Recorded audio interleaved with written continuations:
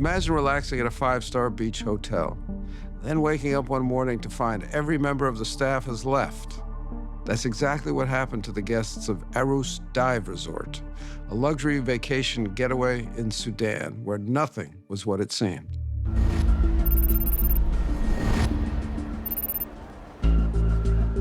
As a result of the Ethiopian civil war and the famine that was produced as a consequence of it, Ethiopian Jews by the thousands fled Ethiopia into Sudan.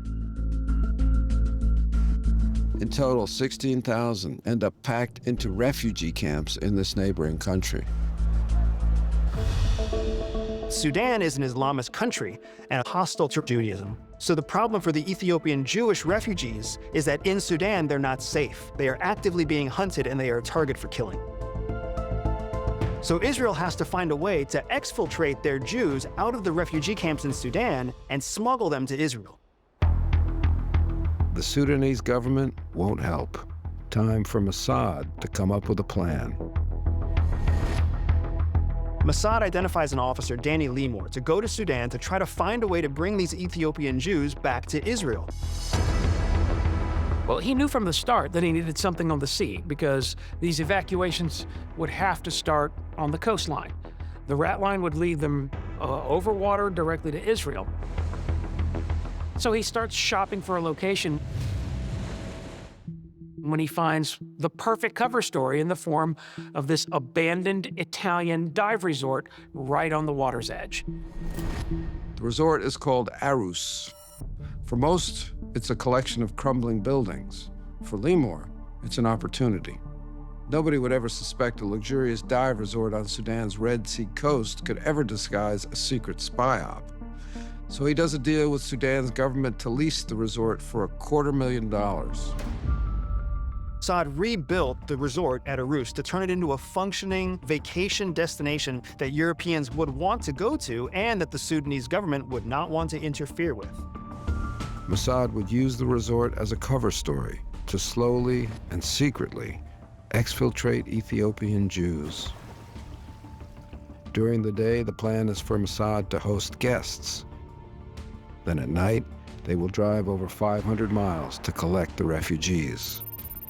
A 2-night truck convoy will then take them to the coast, where Israeli special forces will ferry them via Zodiac dinghies to a naval ship offshore, bound for Israel.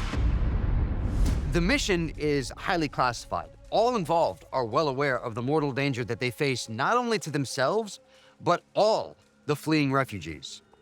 Mossad agents are convinced that anyone who's uncovered participating in the operation could be hanged in Khartoum. By spring 1982, this luxury resort has been rebuilt, and Mossad's escape route opens.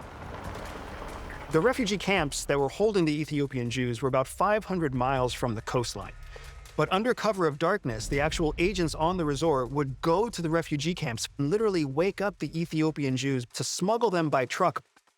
And then by night, they take the refugees out and deliver them to the Israeli Navy, who then takes them back to Israel. The rescue resort operates for more than 2 years.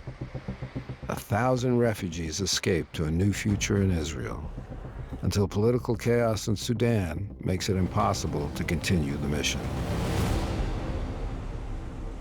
The scuba diving tourists wake one morning to find that the entire senior staff have deserted them. The mission stays secret for more than 20 years, until a British journalist hears rumors that lead to Danny Limor. And Limor, feeling comfortable that enough time had passed, reveals details about the way that the Mossad operated a fake dive resort.